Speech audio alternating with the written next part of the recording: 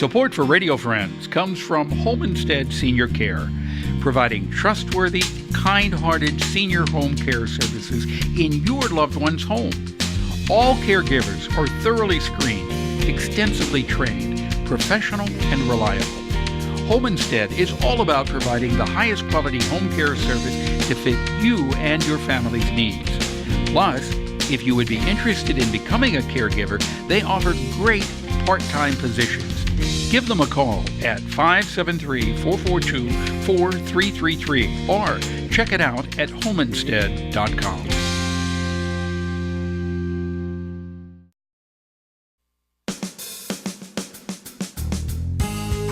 Good morning and welcome to Radio Friends on Valentine's Day. Happy Valentine's Day to you. I've got my friend Larry Brown with us, singer, songwriter, storyteller. Today, it's a storyteller hat, right? Storytelling, yes. Oh, yes. Yeah, and this is a Valentine's Day story. It's certainly a story that involves romance and how love changes things, yes. Okay, and the name of it is? The Winter Rose. So here is Larry Brown with a special Valentine story called The Winter Rose. A little background first.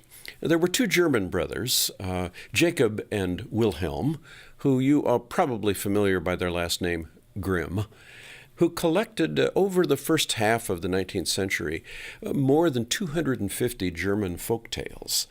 And they did their own editing and shifting and changing, but they originally heard the stories orally and then recorded them, preserved them. And after the story, I'll talk to us a little bit about the complications, implications, and modifications of this story. But their title that they gave it was The Winter Rose. A merchant was about to take a journey, and he asked his three daughters what they would like him to bring back to them. And the first said a pretty dress, the second said a pair of shoes, and the third said a rose.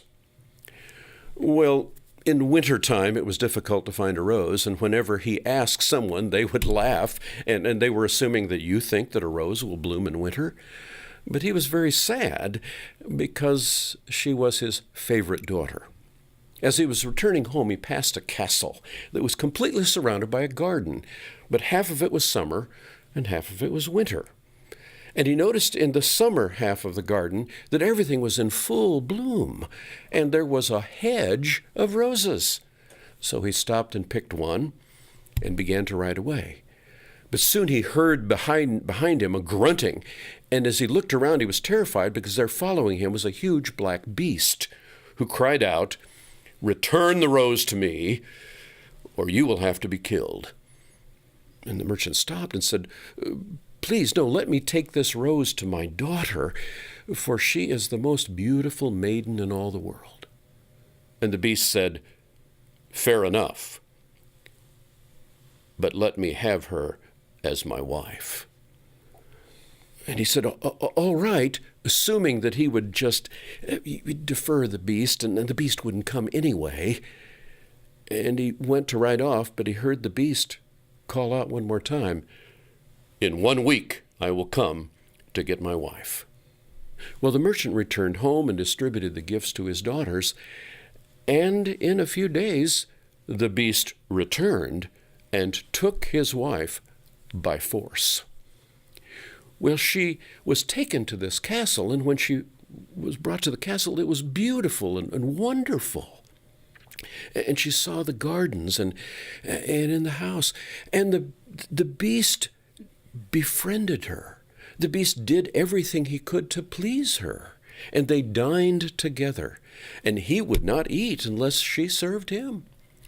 And over time, she began to develop a liking for him. But after a while, she began to wonder about how her father and sisters were doing.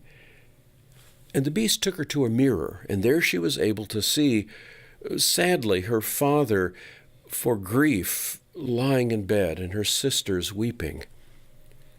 And with a heavy heart, she asked permission to go see them. And the beast said, "Yes, but please return in 1 week." And she agreed.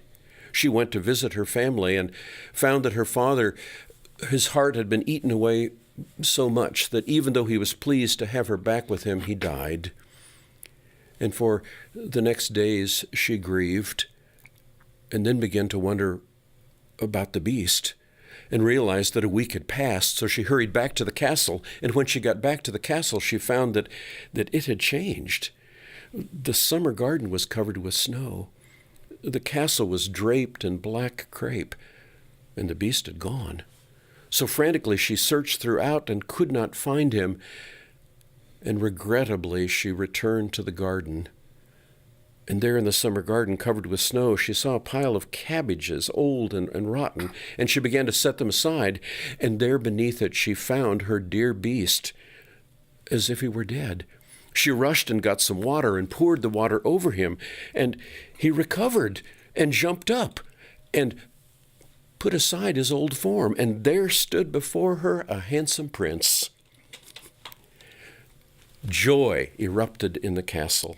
The musicians were playing, and the black crepe was taken down, and the summer garden was in full blossom. And they celebrated their wedding. Now, we know that story from other versions and other forms. Often it's called Beauty and the Beast, of course, and many, many versions. Now, the Grimm brothers were out to try to preserve and collect German folk tradition, and they had oral telling of the stories come to their house and tell them, many of which were women. Now, they were librarians, had some legal training, and were working on a German dictionary. But finally, under one of the kings of Prussia, I think it was Wilhelm IV, they were able just to focus on the collection of their stories. And by 1857, they had over 250 stories they'd collected. Wow. And many of them were only preserved in a handwritten form. Now, they did editing. They took what they heard and perhaps took out some of the brutality and some of the eroticism, because they really wanted the stories to be for children and families and household use. But their goal was to try to preserve the character of the German culture with values that they thought could build German national unity at the time. And we've inherited, again, many of those stories, their versions, but you'll find other versions, other sources. So how old is this story? Well, many of these stories would be hundreds of years old, maybe even thousands. And we find even cross-culturally some of the same versions. I mean, the transformation of someone through love is a common theme in other stories, and literally expressed as physical transformation out of love. So, right. That's absolutely beautiful, Larry. And it was told beautifully by you. Of course, you're a great storyteller. Yeah. This is one of the first times that you haven't shared a story that you have created.